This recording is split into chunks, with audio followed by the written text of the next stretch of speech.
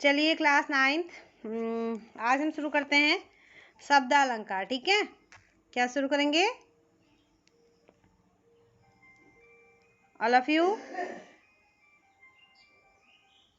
शब्द अलंकार। तो देखो, मुख्यतः अलंकार के अंतर्गत, यहाँ पर अंतर्गत है, मुख्यतः अलंकार के अंतर्गत अनुप्रास, यमक, श्लेष अलंकार सम्मिलित किए जाते हैं। ठीक है, कौन कौन से? अनुप्रास, यमक, श्लेष अलंकार सम्मिलित 3 अलंकार होते हैं शब्द अलंकार के अंदर, अनुप्रास, यमक और श्लेष। देखिए क्या है अनुप्रास अलंकार। सबसे पहले हम जानेंगे अनुप्रास अलंकार के बारे में। अनुप्रास अलंकार का विच्छेद करने पर अनुधन, प्रोधन, आस प्राप्त होता है। अब इसका क्या अर्थ है? देखिए, अनु का अर्थ है वर्णनीय रस के अनुकूल, प्र का अर्थ है निकटता तथा आस का अर्थ है बार बार रखा जाना। मतलब ध्यान से देखो क्या अर्थ है निकल रहा है इसका। अनुप्रास अलंकार का विच्छेद करने पर अनुप्र आस प्राप्त होता है। अनु का अर्थ है वर्णनीय रस, प्र का अर्थ है निकटता और आस का अर्थ है बार बार रखा जाना। वर्णनीय रस, निकट, बार बार निकट रखा जाना। ठीक है, इस प्रकार जहाँ एक ही वर्ण की बार बार आवृत्ति होती है वहाँ अनुप्रास अलंकार होता है। यह एक प्रचलित अलंकार है। इसके जो अन्य उदाहरण है छेकानुप्रास, ये देखिए छेकानुप्रास, वृत्यानुप्रास, लटानुप्रास आदि भेद होते हैं। अब हम केवल तुम्हें इतना ना डिटेल में ना जाकर मेन पॉइंट में बताते हैं। ठीक है, अब उदाहरण देखो इसका अनुप्रास अलंकार। सुरुचि, सुवास, सरस, अनुरागा, मधुर, मधुर, मुस्कान, मनोहर। 2 उदाहरण यहाँ पर। पहले में किस वर्ण की बार बार आवृत्ति हो रही है? आवृत्ति हो रही है बार बार, 100 वर्ण की आवृत्ति हो रही है। देखो सुरुचि में 100 वर्ण, देखो सुरुचि, सुवास, सरस, किस वर्ण की आवृत्ति हो रही है? 100 वर्ण की बार बार आवृत्ति हो रही है। नेक्स्ट देखिए मधुर, मधुर, मुस्कान, मनोहर। मधुर, मधुर, मुस्कान, मनोहर। ठीक है, समझ में आ रहा है? ये था तुम्हारा अनुप्रास अलंकार, जिसमें क्या होता है एक ही वर्ण की बार बार आवृत्ति होती है। नेक्स्ट देखो यमक अलंकार। यमक अलंकार में क्या होता है? यमक एक शब्द अलंकार है।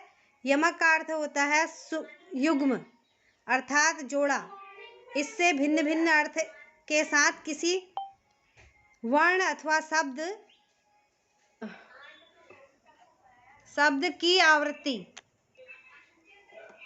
काव्य चौहान, आपको स्क्रीन दिख रही है, देखो की आवृत्ति होती है, अर्थात जहाँ पर एक शब्द की एक से अधिक बार आवृत्ति होती है और हर बार उसका जो अर्थ होता है वो अलग अलग होता है, वहाँ यमक अलंकार होता है। ठीक है, अब यमक अलंकार में वर्ण अथवा शब्द की आवृत्ति 3 प्रकार से हो सकती है। केवल निरर्थक वर्णों और शब्दों की आवृत्ति, केवल निरर्थक एवं सार्थक दोनों प्रकार के वर्णों या शब्दों की आवृत्ति। अब यहाँ केवल सार्थक वर्णों शब्दों की आवृत्ति। तो देखो किसी पद में यदि सार्थक वर्णों शब्दों की आवृत्ति हो तो वे सभी वर्ण शब्द भिन्नार्थक होते हैं। जैसे सूचिवर के कर कुलीन लख कर। अब इस काव्य में क्या है? कर की आवृत्ति 2 बार हो रही है। प्रथम कर का अर्थ हाथ है और दूसरे कर का प्रयोग है, सहायक क्रिया के रूप में हुआ है। कर यानी कि करना क्रिया है। ठीक है, नेक्स्ट उदाहरण देखो। कनक कनक ते सौगुनी, मादकता अधिकाय, व खाए बोराय जग, या पाए बोराय। तो इस काव्यांश में प्रथम कनक का अर्थ है धतूरे के लिए और दूसरा कनक जो है वो प्रयोग हुआ है सोने के लिए, या सोना, स्वर्ण। ठीक है, स्टोन जो सोना होता है। ठीक है, हाँ। अब आगे देखो, यथा नेक्स्ट देखो, नेक्स्ट आता है हमारा श्लेष अलंकार। श्लेष अलंकार यानी कि श्लेष अलंकार क्या होता है? श्लिष्ट शब्द से बना हुआ है। श्लिष्ट का अर्थ होता है संयोग या कठिन भी होता है इसका अर्थ। श्लेष अलंकार अलंकार एक शब्द अलंकार है। जैसे विद्वानों ने विद्वानों में इसे लेकर मतभेद रहा है। कुछ आचार्य इसे अर्थालंकार कहते हैं और मानते भी हैं। इस आधार पर श्लेष अलंकार के दो भेद बताए गए हैं, शब्द श्लेष और अर्थ श्लेष। ठीक है। अब श्लेष अलंकार में एक शब्द के एक से अधिक अर्थों का प्रयोग, एक से एक अधिक अर्थों का संयुक्त वाक्य में स्पष्ट करते हैं। देखो, संयुक्त वाक्य कर स्पष्ट किया जाता है इसको जब अर्थात जब किसी शब्द का प्रयोग एक ही बार किया जाता है पर उसके एक से अधिक अर्थ निकलते हैं, वह श्लेष अलंकार कहलाता है। एक शब्द का प्रयोग क्या होता है? देखो, एक शब्द का प्रयोग एक से करने पर या बार बार करने पर उसके एक से अधिक अर्थ निकलते हैं तो वह क्या होता है? श्लेष अलंकार होता है। श्लेष अलंकार में यह आवश्यक नहीं कि वर्ण की आवृत्ति एक से अधिक बार हो। जैसे रहीमन पानी राखिए बिन पानी सब सून, पानी गए न उबरे मोती मानस चून। तो देखो आगे इस काव्यांश में क्या है? इस काव्यांश में पानी कई अर्थों को स्पष्ट करता है। पानी का अर्थ यहाँ मोती, मनुष्य तथा चून के से संबद्ध है और मोती के अर्थ में पानी चमक के लिए, मनुष्य के अर्थ में आत्मा के समान तथा चून जो है आटा के अर्थ में गीलापन के लिए आया है। अतः पानी यहाँ श्लेष अलंकार के रूप में मौजूद है। ठीक है। तो उदाहरण देखिए, नर की भास नल नीर की गति, एक एक करे जोय जेतो नीचा। नर की भास नल नीर की गति, एक एक कर जोय जेते नीचा है तेते ऊंचे होए। एक एक कर जोय जेते नीचा करे तेते ऊंचे होए। तो यहाँ क्या है?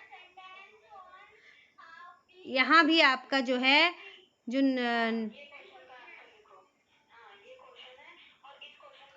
नर की भास, यहाँ पर भी नर होगा।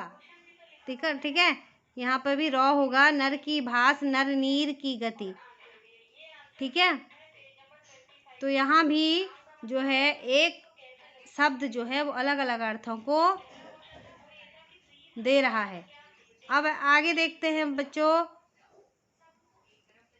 अर्थालंकार। अर्थालंकार के अंतर्गत क्या है? उपमा, रूपक, उत्प्रेक्षा, अतिशयोक्ति, मानवीकरण अलंकार सम्मिलित किए जाते हैं। तो हम पहले जानेंगे उपमा अलंकार के बारे में। उपमा का अर्थ होता है तुलना अथवा समानता, जहाँ पर दो वस्तुओं की तुलना अनेक रूप, रंग व गुण के अनुसार की जाए। तो बच्चों देखिए, हमने एक बार हम शुरू से और जाते हैं। देखो, उपमा अलंकार उसे उपमा अलंकार कहते हैं जहाँ बार क्या होता है? किसी की तुलना की जाती है किसी से।